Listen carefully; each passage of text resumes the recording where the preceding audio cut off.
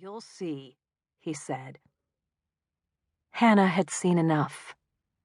She snatched her lunch from the dining room table, a brown bag with her name on it in her mother's messy cursive that now bounced against her thigh, and headed toward the foyer and out the front door. It was spring 1970. Her mother had told her last night while tucking her in that it was a whole new era.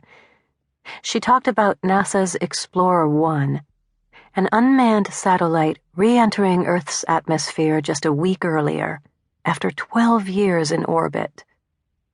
And soon, within days, men are going to soar into space. Imagine that, Hannah, her mom said. Anything is possible. When Hannah grew up, she could be a doctor or even an astronaut. You could go to the moon one day. Hannah shook her head. Her mom laughed. I'm not much of a traveler either. Now, walking down the driveway, Hannah thought about that unmanned satellite, spinning around in space for 12 years, launching before she was even born. She waved at the next-door neighbor, Mr. Perkins, who was coming down his porch steps, carrying a briefcase. His black hair was wet. You like my new car? He asked her. It's a gremlin, he said proudly. Tell your dad to come by after work to take a look. He opened the door, tossed his briefcase into the back seat, and sat down behind the wheel. After an awkward, wordless back and forth about who should go first, Mr. Perkins accepted her offer, pulling out and waving goodbye to Hannah behind the closed window. She wished they lived on a street with sidewalks, and that the neighbors' lawns weren't so neat and manicured. She walked on those lawns, tentatively, using stepping stones where she could find them. She waited a few minutes until the O'Brien's sprinklers sputtered to an end, and then moved through their yard. Halfway down the second block, an old woman in a nightgown and fluffy slippers stood on her porch, shaking her head. Hands on her doughy hips, she screamed at Hannah to get the hell off her lawn. Can you hear me? I'm talking to you, little girl. Across the street, a German shepherd, chained behind a wire fence, barked and growled and bared his teeth. Are you deaf? Something wrong with you? The woman said. Can't you hear me? Are you deaf? She repeated.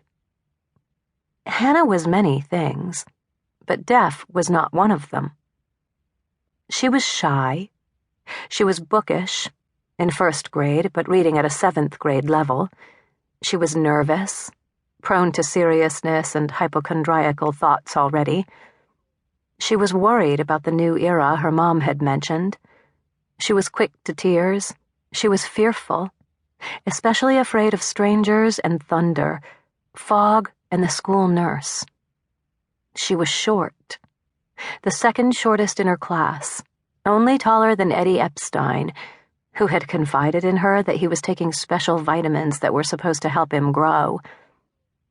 Eddie was a nice boy, a boy who smiled when he talked to her and asked about her weekend.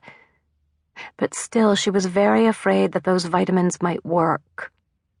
When he'd returned from the nurse's office and sat down in the adjacent desk, Hannah stared at him, his little shoes and jeans, his plaid shirt and delicate shoulders, the tiny denim jacket hanging over the back of his chair, and she imagined Eddie growing and growing, sprouting right out of his desk, taller and taller, passing huge and handsome Tommy Miller, passing pretty Janet Murray, passing Mr. Henderson and the top of the chalkboard, too, until his head brushed the ceiling, until he left her behind. She was timid. She didn't shout out or complain when she should have.